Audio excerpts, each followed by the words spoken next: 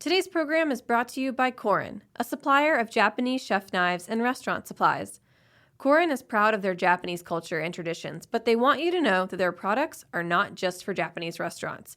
Their knives and tableware bring out the best qualities of food from every culture and fit into every restaurant from French to Pan-Asian to American. And that is why they're located in New York City, where people from every country in the world come to eat.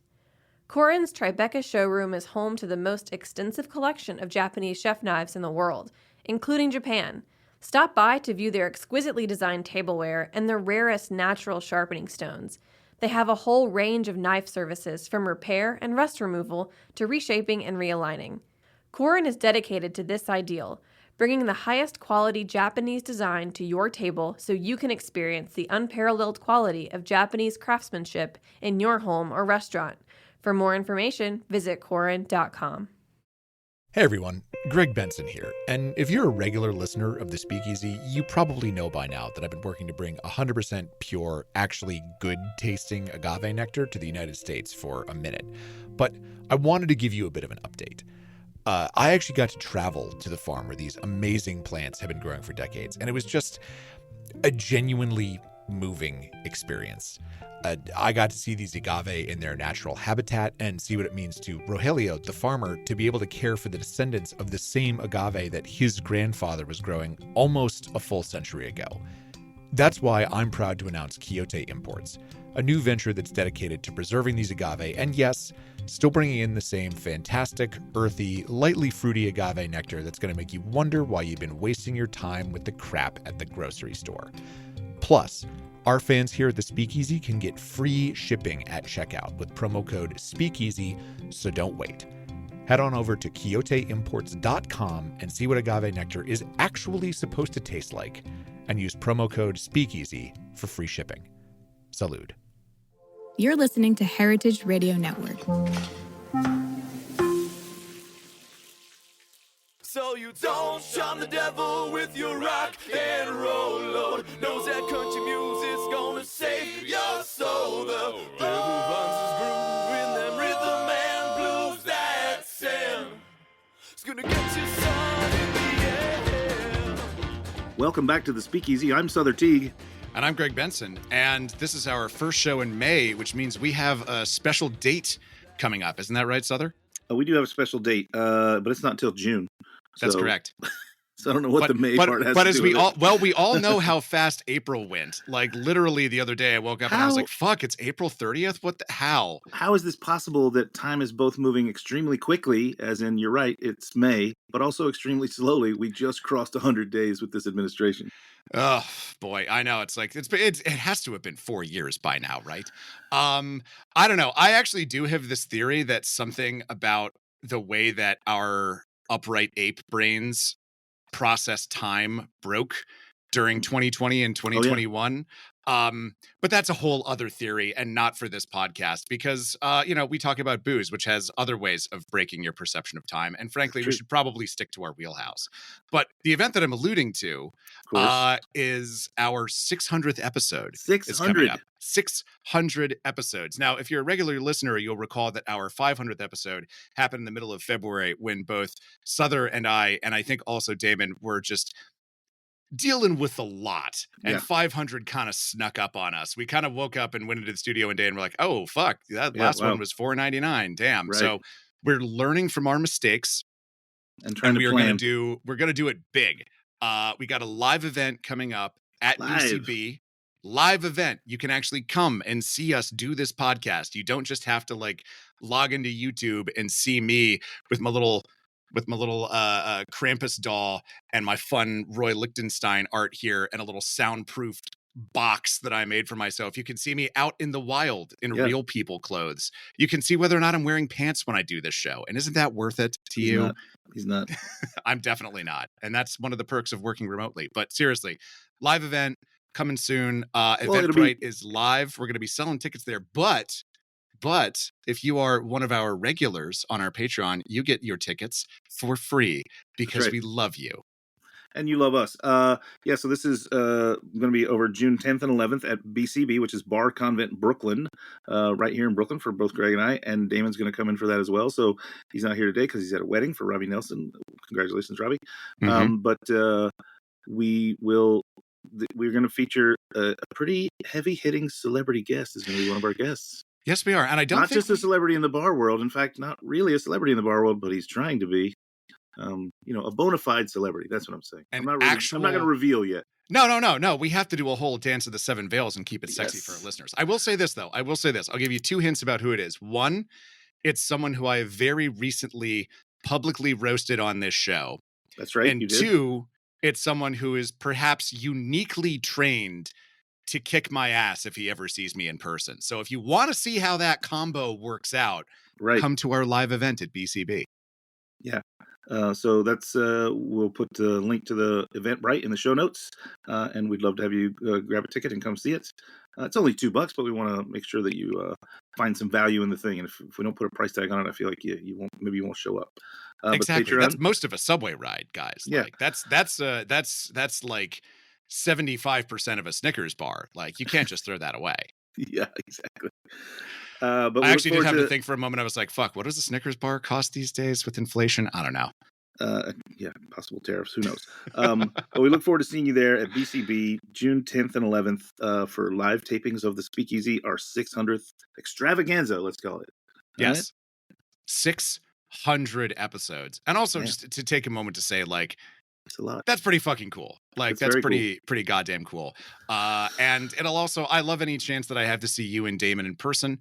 As we mentioned, Damon's not here. And that's a shame because speaking of things that Damon likes, Damon very famously likes, well, he likes hats. He likes guitars. We're not talking about those these days, but we are talking about two of his other favorite things, being from the state of Oklahoma and design. That's true. And along those lines, we have the amazing and very wonderfully alliteratively. Let me try that again. Get it out there. Alliteratively. That word should be easier to say. For something that pertains to something that makes language easy to use, it should be easier to. I'm going to lodge a formal complaint what the show has done. But joining us in the studio, we have the founder of the original Southside, Meredith Mills-Merritt.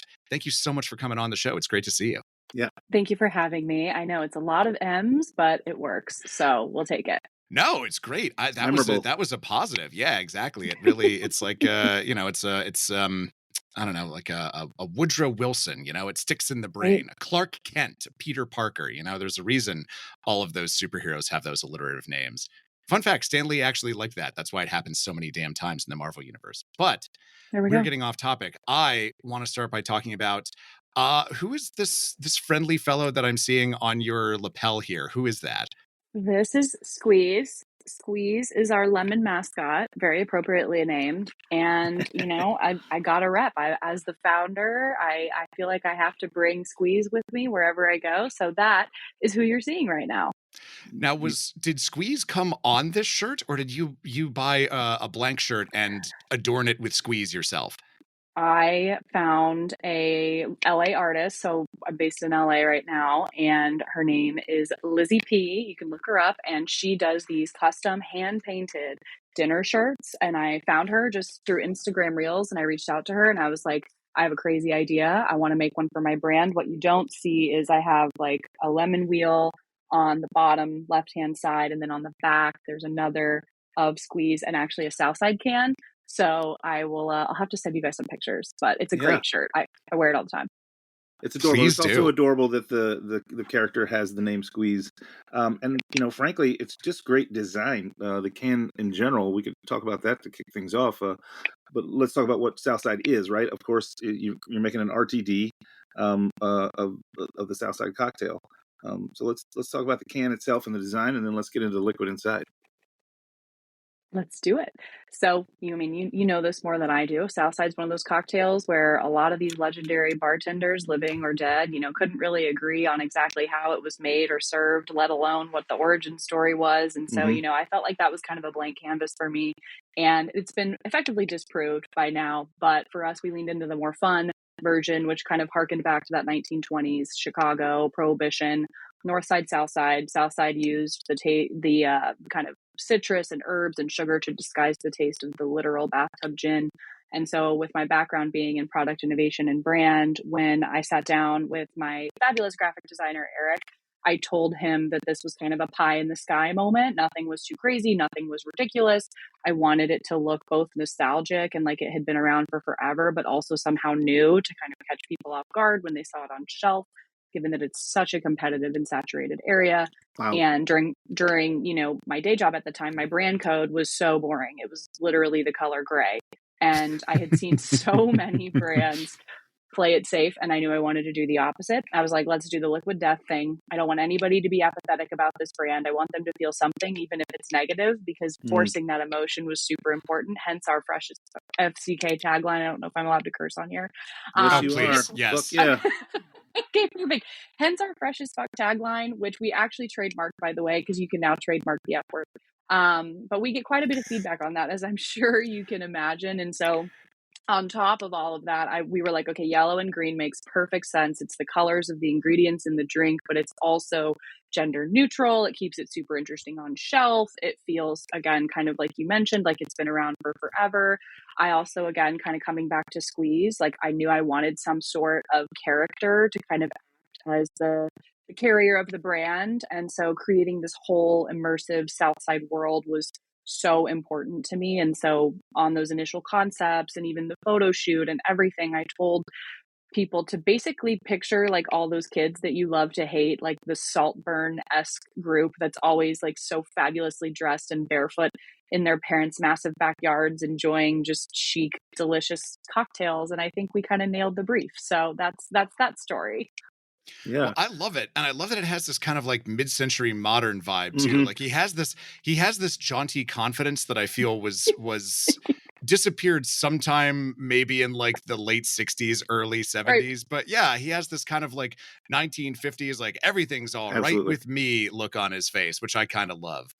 100%. I told Eric, our designer, I was like, picture that really great bartender that you have at your favorite bar that's a little bit off, that you love a cocktail from, but that you really don't want to get caught talking to for more than 5 to 10 minutes, and like turn that into a character. So now I'm worried I was that guy at the bars I worked at. I think you're still, because I was thinking to myself, I was like, I don't think I worked with any of those people. And then I realized, oh, yeah, if you don't, there's a reason for that. If you can't figure out who that was that you worked with, then that was you. I'm not saying it was, but I am. It was definitely Greg. I sat across the bar from him. Yeah. So again, really gorgeous, and Greg is right. It has this kind of 50s into the 60s vibe. Character that is the steward of the brand, right? So that's great. It removes the onus from you to have to be the face of the brand. You've got this guy being the face of the brand. I can't wait to see you at things like BCB with somebody in a big lemon squeeze costume. Don't tempt me. Yeah, I'll do it. I think you should do it. I think Greg's your man. Put him in the suit. Yeah. It sounds like the role I was born to play. Put him in the lemon suit. Have him walk easy around. All right, so gorgeous box that comes in a box of 4, and the box has more information and gorgeous design on there. Again, Damon will be bummed that he's not here, given that he's got a background in design, and he's taught me a lot about design over the years that we've been on the show. And you know, I look at this and I really appreciate it. Right, I'm kind of staring at it now. But let's talk about what's inside. What's going on inside this can? And by the way, you're right. It is a massively competitive market. I sit on both New Orleans Spirits and LA Spirits competitions as a judge. And year over year for the past 3 or 4 years, the amount of RTDs that have come in are quadrupling the amount of other spirits that we get in. It's insane. So the market is thick. So how are you standing out with what's inside the can? So I came into this industry with absolutely zero knowledge, which has been 90% blessing, 10% curse. And with that, I mean, I was in CPG before, but I was in the beauty world, specifically prestige beauty, doing innovation with complex kind of FDA required approval ingredients like salicylic acid, tretinoins, things like that. So the contract manufacturing process and kind of the physical production process was fairly similar. And what we had identified and kind of what I had seen was A, gin was an area where we could be super special, and B, with ingredient transparency, which is kind of like textbook prestige beauty launch blueprint, is what's inside, why we're better. But I hadn't really seen anybody do that yet with a canned cocktail. And this was a recipe that was super near and dear to me. It was my mom's recipe. We called it Leah's Summer Cooler. Again, goes back to the growing up in Oklahoma part. July in Oklahoma is just about as hot as you can probably imagine. Mm-hmm. And I'll leave it at that. So the flavor profile of this was always so refreshing. And it was some mixture of lemon, gin, mint, sometimes even that San Pellegrino limonada that's super, super sweet. But really whatever we kind of had on hand. It's a very rural part of Oklahoma that borders Missouri. It's called Grand Lake. So whatever we kind of had there at the house already was what she made. And I'm, not going to say that I drank underage, but you can obviously read between the lines here. So You're on a show run by bartenders. We also definitely never drank before our 21st birthday. Correct. Exactly. So I, fast forward to now kind of modern day. My best friend grew up on the East Coast. When I would visit her out there, I was introduced to a Southside. It had the exact same flavor profile, but that version was actually made with vodka and Lemon X, which filled with corn syrup and weird colors and gave you the hangover from hell the next day. And so I was like, wait, I have a recipe that tastes just as good, if not better. I have better ingredients, and the original Southside recipes are all made with gin. It was always my go-to party, thing that I brought. I was a one-trick pony for sure. And so that was kind of my just origin story. Haha. And inside the can, you'll find the lemon, you'll find the gin. It's our own proprietary gin that we compound in Vermont. We use the mint, and all of the ingredients are certified organic. This next round of packaging, you'll see it reflected on shelf. We also are all natural. We don't have any artificial colors. There's no artificial preservatives. We use citric acid. And then there's just really, truly, I wanted to just make sure that as a consumer, if you still wanted to have that cocktail and you wanted to kind of lean into the RTDs, this was a super friendly, we call it internally gin for babies because it's very floral gin versus some of the like making out with the tree juniper vibes that you can get, and just introduce people to a spirit that sometimes they think they're afraid of. So lemon, gin, and mint, and it's, it is fresh as fuck, if I will say so myself. That's where the tagline came from. Everybody tried it and was like, this is so refreshing. I'm like, exactly. So that's what we got going on in the can. I mean, listen, sounds like you targeted a goal and you achieved that goal. Where do you source the gin?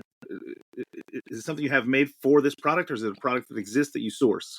It's two pieces that we source. So we have the GNS, so it's a compound gin. So we have the grain neutral spirit that we source, and then we have our own set of proprietary mixes of herbs and flavors that we put in there. And so what we'll do is we'll actually compound the gin first, and then we make the drink, which again, I didn't know this going into the industry. And so sneak peek to ahead, we're actually working on pulling just the gin out and having that, because people always ask me, how can I make this drink stronger? They really love the flavor profile of the gin. And I was directing them to other brands, and I'm like, wait, that doesn't make sense in my business brain. So we have seen real fortunate success there as well. That's awesome. And I'm going to stop for a second. I'm getting a weird clicking, and I think it's coming from your end, Meredith. Do you hear that? No. Oh, maybe. You know what? I bet it's my earring. Let me adjust these guys. So sorry about that. There we go. Is that better? Yes. That was okay. that was what it was. Yeah. We were wondering. Oh my God. I thought someone was typing. We were over here in the chat box. I'm like, do you hear that clicking? Oh my God. I'm so I kept sorry. I thought it was typing too, but you kept using your hands. I'm like, she's not typing. Yeah. And I looked at Haley's and I was like, she's still on silent. What's going on here? Yeah, so and I also subtly muted myself in Sother. I'm like, okay, it's not okay. Yeah, so it's the no. It's all good. It's all good. Okay. All right, we all have to suffer for fashion. We'll just cut this part out. And so the genesis comes from your mother's recipe and encountering all of these other gin drinks that were let's say charitably subpar. But when this really kind of started rolling downhill and gathering momentum was when you were doing a master's program. And first of all, you said that one of the assignments was to make an RTD. So I'm curious what year this was. Yeah. So this was in 2021. And the professor was super with it. and just knew kind of that. So the stipulation for the project was that the RTD had to be wine based, given how RTDs have encroached on wine and the success of wine as a whole. So he wanted to kind of challenge us in that way. But through that process, I was still able to get all of this information on the spirits industry, specifically white spirits, and even more specifically gin.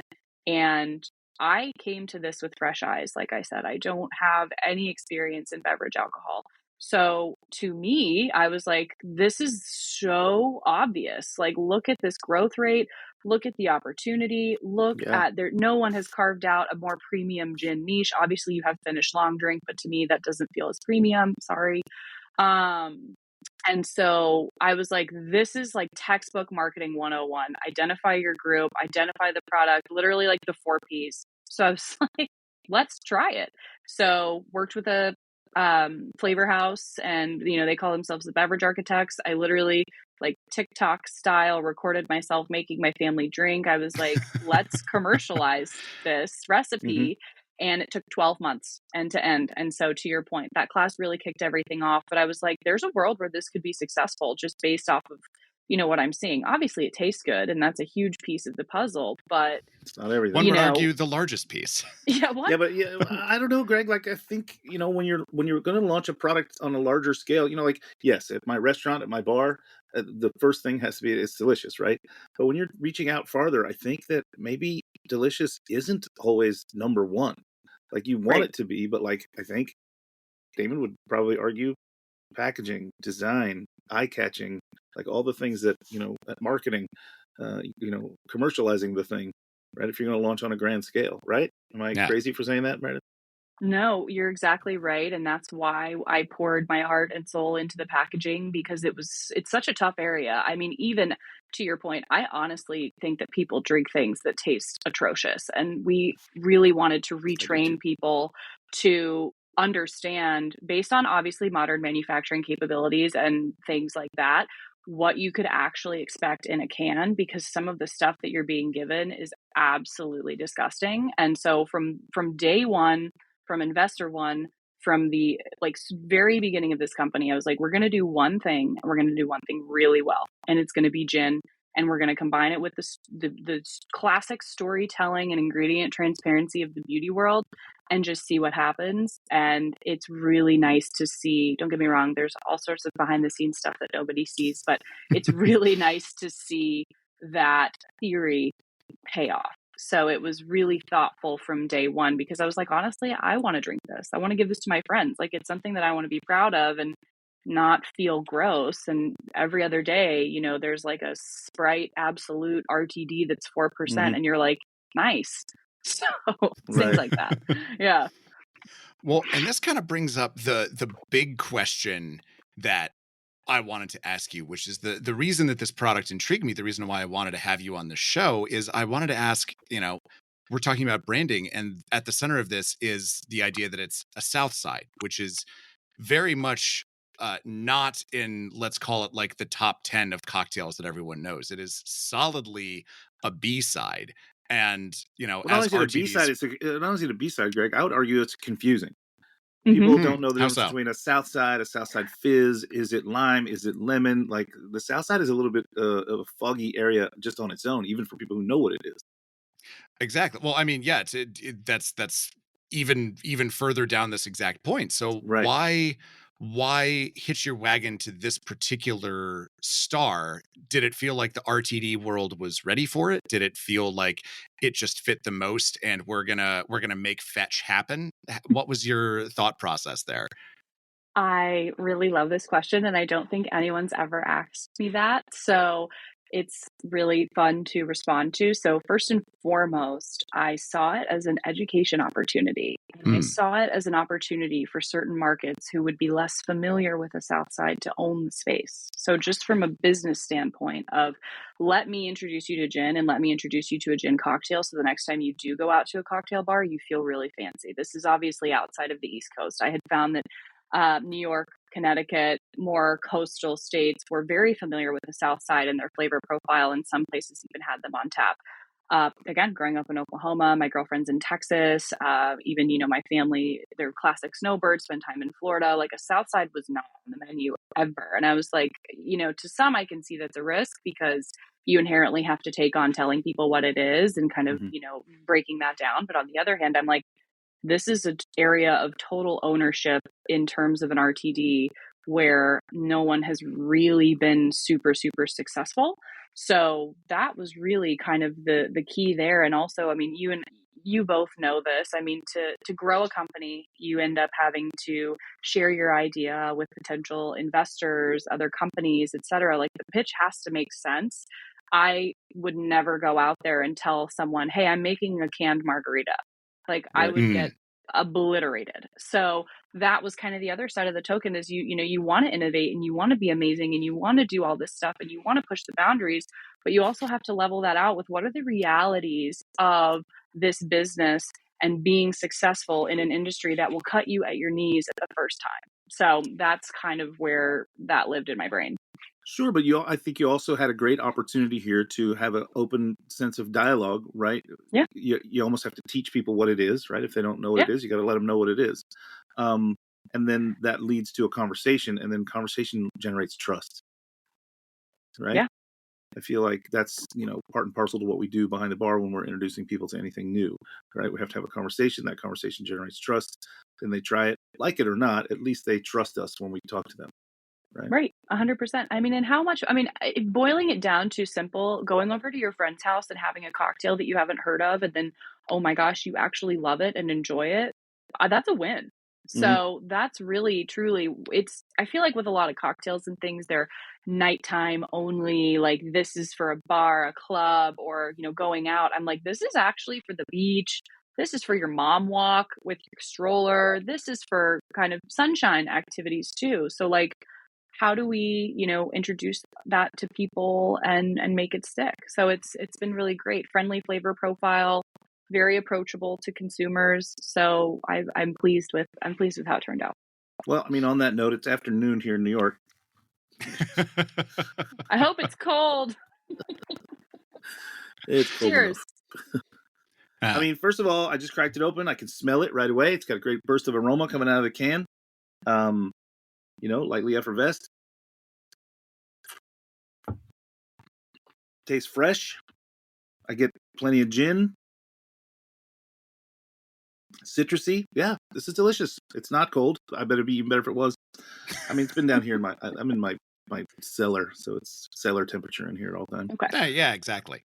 Yeah. Like a fine Bordeaux. Yeah, well, yeah. I cracked mine open the day it arrived, and I did the old freezer trick where you just kind of pop it in there for 10 minutes and just kind of like flash chill it. Yeah, exactly. It was, and yeah, the thing that I was sort of most impressed by is that I feel like my arch nemesis ingredient in the bar world is mint, because it's such a unique flavor, and one that frankly I have kind of a like love-hate relationship with, but it's so tricky to transfer that flavor from the actual herb into other things without it being overpowering or bitter or losing that kind of menthol freshness. So I'd love to kind of get real inside baseball nerdy granular here and ask how you approach that particular ingredient. Yeah. 100%. When I got started on this process, everybody told me that mint was actually the most difficult next to blackberry, actually. So I was like, noted on that. And we took, I'm not kidding when I say 12 months end to end, tasting, super specific, insane levels of feedback, because the first couple rounds, I mean, it tasted like a Hall's cough drop, like with that kind of back of the throat, like super, super menthol. And so what really helped was the creation of a mint simple syrup to act as a baseline where you let the mint sit for days and kind of have that very light touch. Someone actually made it into a sorbet for us for an event, and I was like, this is the most delicious thing I've ever had. But it's you want just a whisper, to your point. So I think because no one knew what I was doing and because it was a side project, I didn't have any hard and fast deadlines. And again, like, coming from various startup to Fortune 500 beauty companies, like a 12-month product innovation cadence is unheard of. I mean, they want you burning and churning. You're doing A launches, B launches, all holiday, etc. So I was able to just keep this a secret. So, I mean, starting it in 2021 and hard launching January 2024, this had actually been in the works for so much longer than I share with people. So having the perfect product and having that was super important, because otherwise, I mean, to your point, like, mint is so polarizing. I personally love it. I'm a big mint girly, but there are a lot of people who aren't, and you don't want it to taste like toothpaste. So yeah, that's always a danger with I don't even do that. I do the humiliatingly named Great Regular flavor toothpaste, because again, that's literally what they call it. It's called Great Regular flavor, and I'm like, wow, way to shame me, CVS. So yeah, like I like a whisper of mint. Like, again, like, I don't do mint toothpaste, I don't do mint ice cream, but like a little whisper of it is exactly, just to kind of freshen something up. So I feel you on trying to get just the right amount, that it's there and not that it's too much. It's a very narrow window to hit. Right. And it's been connecting with people. You've had a lot of success. You were partnered with the Florida Panthers, who at the time of recording are up 3-1 on the Tampa Bay Lightning, going for a closeout of round 1 and an advancement later on tonight. So we wish them the best on your behalf, as are my beloved Washington Capitals, but that's another podcast. But you've also partnered with a number of other people, including this one company that I've never heard of, but I'm intrigued about, Blade. So tell us about these individual partnerships, but also tell us about the overall strategy here, because you're, a year and a quarter old and you've already got these pretty high profile collaborations in your pocket. It sounds like that was kind of a keystone piece of your strategy from launch. And I'd love to hear a little more about that. Yeah, for sure. So I grew up in the sparkly world of branding, and I understood just how both expensive but important, base level brand awareness was, combined with my vast frustrations. I was such a know-it-all. And now that I look back, I was such a bad employee. So if you're a former employer of mine, I'm going to apologize. I think that's just called being in your 20s. I think that's just what that entire decade of your life is for. Right. Yeah. And so I had all of these ideas in terms of what we're going to call older school marketing, because I was so frustrated with the digital D2C component. And none of that applies to beverage alcohol, by the way. If you're huge, okay, sure. And you have amazing budgets, cool. So the idea was simple: get the brand in front of people, tell the story, let them taste it, but also have those key partnerships that bring you up with them. So as a newer brand, how are we going to appeal to the companies like Blade? How are we going to appeal to the Florida Panthers? Well, the answer is easy. They both approached us. And so that was huge. And so the kind of overall, like, gaining success fairly quickly was the core is you have to have this openness to kind of try anything and everything and take those risks early on. Because had I had a legitimate CFO and not, my dad and my brother, since we're largely family owned, still very bootstrapped, was no one in their right mind would have let me sign a contract with the Florida Panthers less than 6 months after launching. They'd be like, you are on glue. And I would have agreed with them, but a multi-year deal felt insane, but today it's literally the best decision we've ever made. We are so proud to be their exclusive gin RTD partner. That has allowed us to upgrade our distribution in the state of Florida and other states. But going back to your Blade question, so Blade is they describe themselves as the air mobility company. And I was wondering if this was them. I was like, it's either them or the superhero vampire. Those are the only two Blades I've heard of. Surprise. But yes, so it was the air mobility company. And last year we did 2 different things with them. The first was we were the only cocktail available on their Montauk Sky route, which they brought back, which takes people from Teterboro out to the tip of Long Island to Montauk in the private airport. So if you wanted anything other than a water on your 40-ish minute flight, You could have a Southside. We had a branded cooler. They could pop it open. We had some little flyers. It was literally the perfect spot for us to be because those were exactly the types of people that we were targeting. Yeah. And then we also were their gin cocktail on their jitney competitor, which was called the Hampton Streamliner. And the Blade team was amazing. They let us do custom merch. I actually have a hat sitting right here where it kind of looks like a bus pass with Squeeze. Oh, So I love that. We left. Look at how happy Squeeze looks too. We have the, the tagline on the back. And so we did like super custom limited edition merch because who doesn't love feeling special when they spend, that kind of money. So really playing into, again, that like lifestyle, who's taking that blade out to the Hamptons, what are they doing, where are they going, where are they living?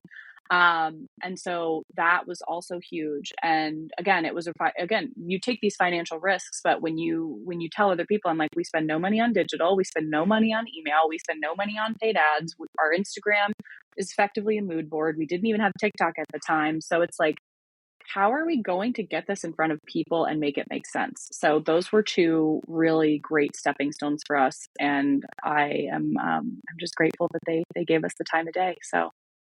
Yeah, I mean, it's very cool. And again, to be so young, we've had many RTD makers on the show over the years, and it's a grind. They really have to like get into it. And again, it's such a competitive market, and frankly, quite competitive for literal inches of shelf space. And right. It sounds like now you're working a deal with Whole Foods, which is kind of like when I talk to RTD people, they seem to think that this is like sort of the mountaintop. Right. So talk a little bit about what's going on at Whole Foods. Yes. So by May 9th, we should be on shelves in Illinois and Massachusetts to get started, which is really exciting for us. And kind of going back to the just core creation of this product, I live in LA. I've been here for 6 years, and I was like, this product needs to be on shelf at Whole Foods, and it needs to be on shelf eventually, fingers crossed, at like an Erewhon of sorts. The dedication to ingredients and transparency was from day one. Like there's a huge line, even in the contract with the companies we work with, must be Whole Foods compliant, must be certified organic. Like that was at the very base of anything that we did. And so that combined with trying to educate on the lack of accountability in alcohol has been really great for us because retailers like Whole Foods are super open to that. And we do have the organic certification. And then, again, there's no weird crap in it. And so, I'm never going to say alcohol is healthy, but people are obviously choosing better options. I always compare it to the difference between like a Pillsbury slice and bake cookie dough, which is delicious, and like a homemade sourdough cookie dough, where you're having a cookie no matter what. But one of the sets of ingredients is better and will end up tasting a lot better, and you'll feel the quality change. Plus, we have that 10% ABV. So you're kind of having the buzz that you desire in a much more full and rewarding way, which was also appealing to some of these retailers and what allowed us to scale a little bit more quickly, because a lot of these distributors were like, wait, people are actually getting super frustrated that they buy something that's called a margarita, but is actually made with malt and is only 5%. Like when somebody buys a margarita, they're expecting the effects of a margarita. So that was also really nice for us. Yeah, a lot of RTDs have gotten in a bit of hot water. Even Anheuser-Busch had their beer. What was it? The Budweiser beer garita. Limerita. Limerita. Yes. That was what it was called. Yeah. Do you still have that? I'm waiting to see the check appear in a frame behind you in your little I have it here in on my your desk cellar somewhere. here. Yeah. It was there was a class action suit or whatever, and I was like, I've definitely had this. I'm gonna get in, and I got like $11 check from them. Love it. Think of all the Limeritas you can buy with that. Well, do they make them anymore? I think they had for obvious reasons. They had to change some labeling if they still do. But yeah, I understand what you mean, and I think that we've talked about this at length as well, and it's an unfortunate truth that simply the consumer isn't as educated as we'd like to think they are. I think they're smarter than they've ever been, but they still have some gaps in their knowledge, and when they see an RTD, they think that whichever one it is, especially all the seltzer-based ones, they think they're getting a spirituous alcoholic beverage, when what they're in fact getting is a beer made to taste like a spirituous alcoholic beverage, right? So that is not the case with this one, and I think that's proven out by both the taste, which I am enjoying right now, and also the punch. 10% ABV in an RTD is kind of up there, right? Yeah. Why do people drink alcohol? Because if they were looking for other things, there are other things that do that for you, for lack of a less, sophisticated sentence. Mhm. Personally, I like the buzz. I always classified myself as an efficiency drinker. And I was like, give me the martini, give me the margarita, give me the kind of like wonderful, delicious cocktail that I enjoy. I enjoy the ritual, I enjoy the socializing, but I also enjoy the feeling. And Yeah. so 10% made sense. And so, again, not coming into the industry with no experience, obviously that's been a little restrictive in certain states in terms of grocery chain partnerships, but we're making it work. So, Yeah, I mean, believe me, we talk about this all the time on the show as well. How each state having its own rules and regulations on how alcohol is consumed and sold. I'm sure you have to do a lot of finagling to get in and out. But you said somewhere in the notes I saw that you're available for mail order to almost every state, right? yes, that's correct. So we're actually in the process of bringing on some new direct to consumer partners, which will be even better than our previous. So we are in the smack in the middle of that right now. And we ship to, I believe it's 43 states. And if Mm-hmm. you can't get us through our own website, we are available on Cask Cartel, which I believe can ship to more of those restricted zip codes, is what we'll call them. So I wanted to make sure that, hey, if somebody did fall in love with us and they were either on vacation or had a friend's house, that they could get us, but it's not necessarily it's not the biggest play for us. You don't have to call a helicopter to your house, is what you're saying. You can get there Correct. simpler ways. Yeah, you don't have to blade out to Montauk and Just to grab go your south 4-pack side. that way. So it will show up to your door, and that's the nice part about it. So I love it. Well, you've clearly, and I think congratulations are due here, because you've Yeah, carved 100%. out a really solid foothold for yourself and for Squeeze in what is in the bar world a very short amount of time. So good on you for the good product and the good moves that you've made. Which makes me wonder, what's next? Where does one go now that you're All this innovation and work. What's next? Yeah. well, as my friend likes to say, life is an apple pie eating contest where the prize is more pie. So what's your next slice going to be? Oh, absolutely. So I'm knee deep in my next pie right now, and that is our innovation piece that we're hoping to introduce probably Q1, Q2 of 2026. That might be ambitious, might not be. So we have 3 things in the pipeline. 2 of them are RTDs, one of which I kind of alluded to earlier is the gin itself. And we're about where I started the process in November/December of last year. So figuring that it would take me another 12 months to get my what together, I kind of took that approach. So the first, I think everybody can guess, is we're toying around with the idea of a lighter version. So lighter ABV, lighter on the sugar. That is really more so for regions like Florida to have some help in some of these chain relationships, really Right. leverage that Panthers relationship. So whereas Southside's was kind of much more of a national play, let's build the awareness, let's show people what they can have. These next things are going to be a little more regional to start and concentrated, just to test and learn and continue, because the last thing I want to do is waste valuable resources that could be going to Southside there. We are always taking kind of that like pull, not push approach. Someone a while ago described it to me as the quote unquote Tito's approach, which they've obviously been insanely successful. So we're not Done all wasting right for time. themselves, yeah. Yeah, they just a casual job there. We're not wasting time busting down doors where people don't want us. I'm not aggressively trying to enter markets that haven't heard of us. Like I created, surprise, every email is me. I created a number of different emails, PR, sales, whatever. So after certain segments or articles, the New York Times one specifically that came out in December of last year was really big for us. Just different distributors from larger to independent have crawled into our inbox. It's the opportunities we explore.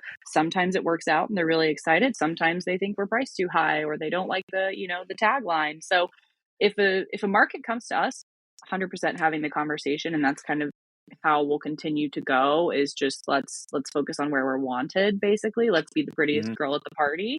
And then from there, just, focusing on off premise for the most part. I think that there's a really wonderful world of on premise available for us in certain markets, but those liquor stores, those large chain retailers where it's legal and where it's possible are always our goal. So it's really where I'm focused these days.